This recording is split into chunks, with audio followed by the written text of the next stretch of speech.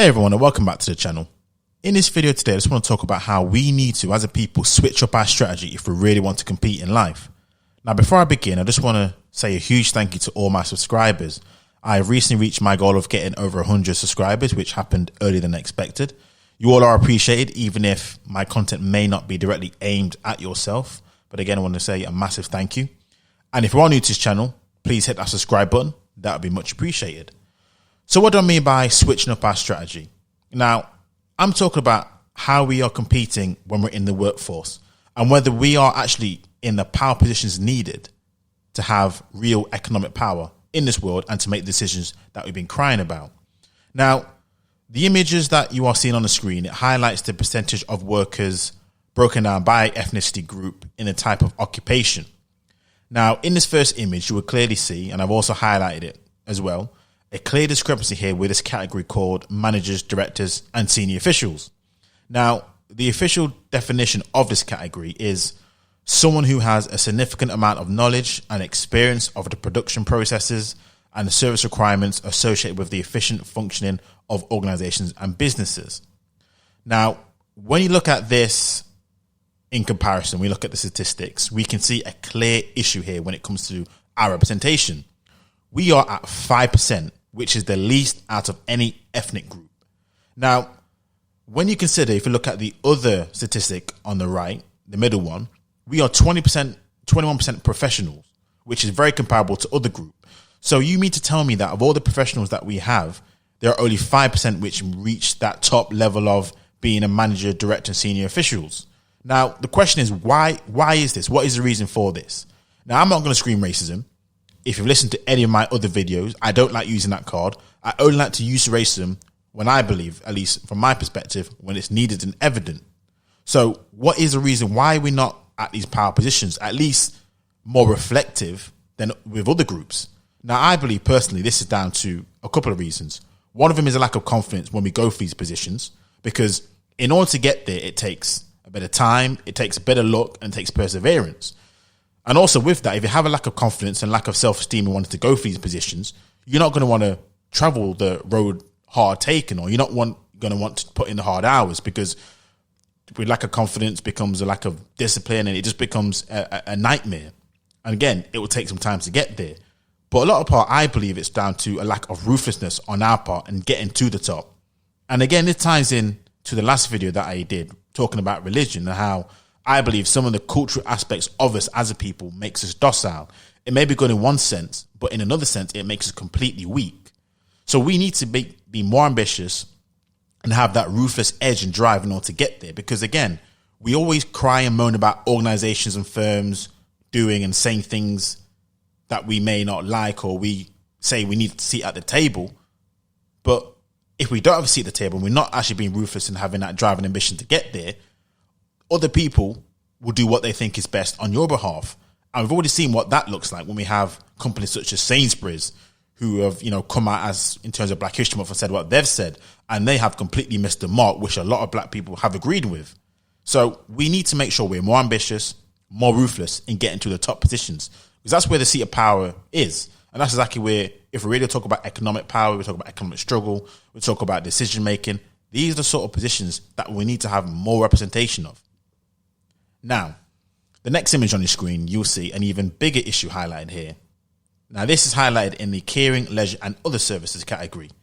Now, this sector is defined as someone who has a good standing of general education. Certain occupations will require further additional vocational training, often provided by means of a work-based training program. Now, what I have a feeling about what this sort of profession means, because it's quite wishy-washy in terms of the definition, is things like social work and community type work. Now, the numbers on here, if we look at the screen again, is very, very troubling, to say the least. We as a group of people far outweigh and far outstrip anyone on this by a long shot. We are currently sitting at 18% representation when it comes to this particular group. That is more than any other group. The next group, and it's tied, this is at 9%. So there are a few groups who are tied at 9%, but that's the second highest. We are more than double the second highest. Now, again, based on the type of work, based on the sector that this is, the work that entails, the economic potential is very limited.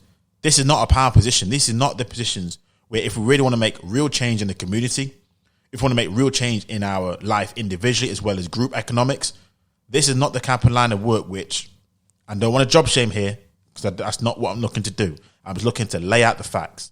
But this is not the type of work that we're likely to be able to reach up into high ranking positions in society.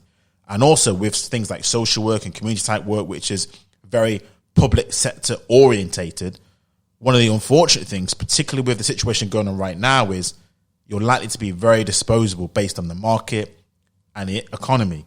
So you have to look at these things in a cold light and day and say, look, where do we want to be?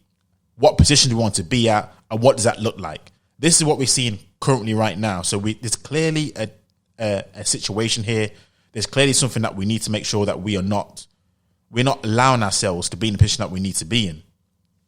So that is troubling to say the least. Now, on to the last image. And this is something which, again, is very troubling. Now, again, if you've already clocked onto how I'm doing this, you would have saw that the first set of images I saw was the groups which required the most amount of qualifications and experience. And now I've gone to the group now, which requires the least qualifications and experience needed. So I've gone from top to bottom, and you can see exactly how we are represented in each of the groups as we go from the most qualified needed, most experience required, down to the least qualifications needed and experience needed. Now, the last category in this group is called elementary. Now, this is for occupations that will usually require a minimum general level of education. So this would be if you finish compulsory school. It used to be just GCSEs, but I think now it's A-level because I think the age has changed from compulsory being 16 to 18. But don't quote me on that. But compulsory education is what this means. This is the minimum general level of education. And again, looking at statistics, we are the most represented group in this category, which means we have to, if this is screaming that we need to adjust our mentality, our strategy when entering the workforce, I've got no clue what to tell you guys. I mean, I've not seen anyone really break down exactly where we are at and how this look like, and obviously the impacts that this has. It's all right saying we need to be employed. It's all right to say that we need to be represented in the workforce. But the question is, where are we represented? What qualifications are required to get into this workforce? And what are we doing? And right now it looks as if we are completely overrepresented in workforces which don't require as much qualifications and experience, which means you're likely to be more disposable, which likely means that other maybe immigrant groups or anyone comes in and can easily push you out. And it means, again, you're not going to have a power seat at the table when it comes to power, decision making, and when it comes to making real change, when it comes to you as an individual and just in this world in terms of a group. So we have to have that ambitious drive in order to get where we need to get to, and not just a thinking of or the feeling of we're here to make numbers, we're getting our salaries each month or each week, depending on how you work, and that's it. We have to think on a more higher level. Other groups are doing this. They're choosing to go into, other groups are going to certain subjects, maybe STEM fields, which allows them to get into better positions.